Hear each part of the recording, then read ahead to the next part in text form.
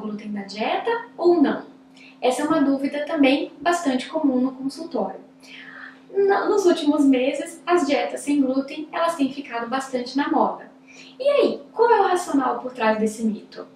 O glúten, ele está presente principalmente nos alimentos com alto teor de carboidrato, como os pães, os alimentos ricos em farinhas, as massas, as pastas.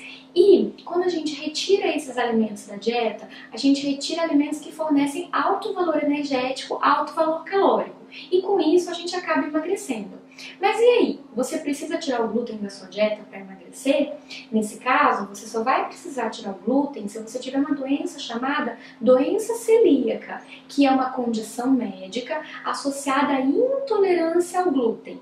O que é a doença celíaca? A doença celíaca é uma doença de imunidade, em que o corpo não reconhece o glúten e ele acaba produzindo autoanticorpos que agridem o intestino na presença do glúten, fazendo uma condição chamada atrofia intestinal. Para ficar mais fácil de você entender, o nosso intestino é como se fosse um tapetinho, daqueles tapetes bem felpudos.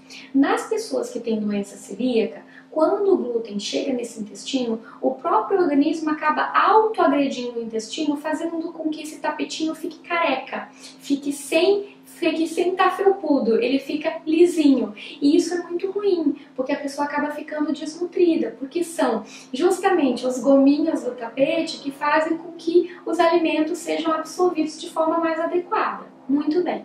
Para você saber se você precisa tirar o glúten da sua dieta, peça um exame ao seu médico. Os exames, eles podem ser simples, como por exemplo, exames de sangue, que são dosados, e eles podem ser um pouquinho mais complexos, como biópsias intestinais, e em alguns casos ela pode ser necessária. O mais importante é, antes de tirar o glúten da sua dieta, converse com o seu médico se realmente isso é necessário.